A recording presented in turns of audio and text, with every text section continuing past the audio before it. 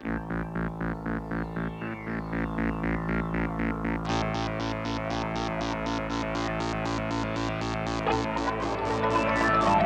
gang would run this city.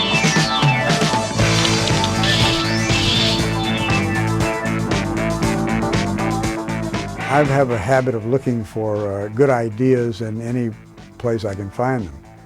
Magazines, newspapers, television, bookstores, and I was in a bookstore. And I was in the discount rack where you spin around the rack, and there was a book with no cover. And I just looked at it, and it just told what the one line, the concept of the book, and the flyleaf, and I picked it up and called the publisher and asked for subsidiary rights. And I was able to option the book with my own funds, as slim as they were. Larry Gordon showed me the book, and he had asked me if I'd, at some time in the future, vague future, be interested in it. And I certainly said yes. I thought that it lent itself to a very pure chase kind of atmosphere. I think the immediate attraction was the kind of purity and simplicity. The book itself, Sol Urich's novel, is an earnest sociological story of gangs as downtrodden people who were forced into delinquency because of their deprived status in life. It's based on Greek history. Xenophon was a Greek general, and this takes place right after the war between Athens and Sparta. And he was part of a mercenary army that had gone into the old Persian Empire, which was having a struggle for power between several rival factions for the throne. And they found themselves, after a huge battle, isolated, alone, several thousand miles from the sea.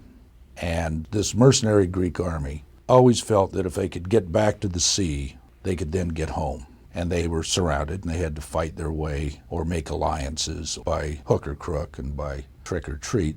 And the famous moment in Xenophon's Anabasis is where the sea appears before them, where they realize they've made it. Larry had the script developed by David Shaber. I very much liked the idea. And I remember saying to him, but nobody will ever let us do this. This doesn't lend itself to name actors or anything like that.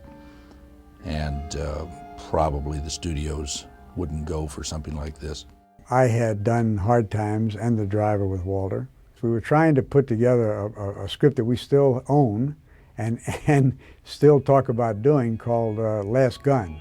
We got the Western set up, and we were getting ready to shoot it. I think we were about 8 weeks away from shooting, and the financial backing pulled out and left us high and dry. So Larry said, I think I might have a window at Paramount if you're still interested in doing The Warriors, but we'd have to go right away. And I said, fine, if you can put it together, let's do it. And it came together very, very quickly.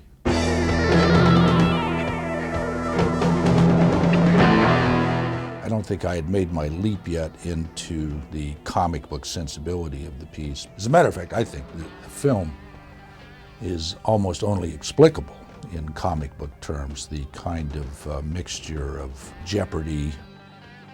In many ways, there's a kind of good feeling about the movie too, almost silliness, but that was the intention.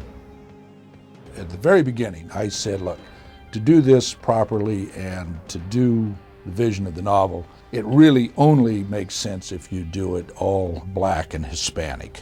And the studio was not very keen on that idea. And I later came to realize that the studio kind of forced me into the comic book idea, I think, because it was about the only way I could make it all make sense to myself. You had to create a different kind of reality. Riz! Yeah, right! Who are the Warriors? You had an unusual problem in trying to cast the Warriors because you had to have people, not only did they have to have hopefully an interesting look and the ability to read a line and etc., but they had to be physical enough to kind of take what I knew I was going to put them through. I mean, this was very tough physical movie where they were going to do a tremendous amount of running. It was always the thought to do it, with unknowns. And let me put it this way, there were thousands, it seemed, of unknown actors, kids wanting to be actors and whatever, coming in to see us. We just kept looking until we found the best people. If you get separated, make it to the platform at Union Square. That's where we change trains. I had done an independent film called Madman that was shot in Israel. Walter Hill was one of the producers of Alien, and Sigourney Weaver was also in this movie that I had done in Israel called Madman. They screened the movie to look at Sigourney, to consider her for the lead that she ended up playing in Alien. And Walter, I guess, liked my performance enough in that picture to have me come in and talk to him about the role in the Warriors. Specifically, I remember meeting with Walter and Larry Gordon, the producer. When I met him and all that, I thought, no, I think we can pull this off. But I did. I saw him in a movie that had been made in Israel. I thought he had an interesting quality. I only got one question. Who named you leader? Frank Marshall, Larry Gordon, Walter Hill were seated around this huge conference table, and I read the scene from the park where I get handcuffed to the bench. Oh, you don't get it. I like it rough. The part was written for a 9-foot tall guy, and I'm 5'10". I had to make this guy big. So I grabbed a hold of the corner of this huge conference table, making like it was the bench, and handcuffed myself to it, anchored myself, and I really just played against it and got very enraged with this whole situation.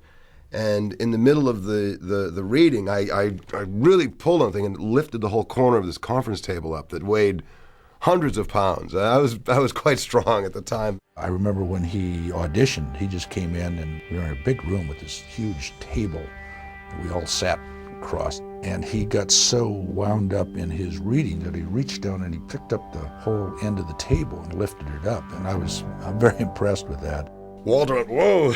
And the story I'm told later is that I had to give him the job. He picked the fucking table up.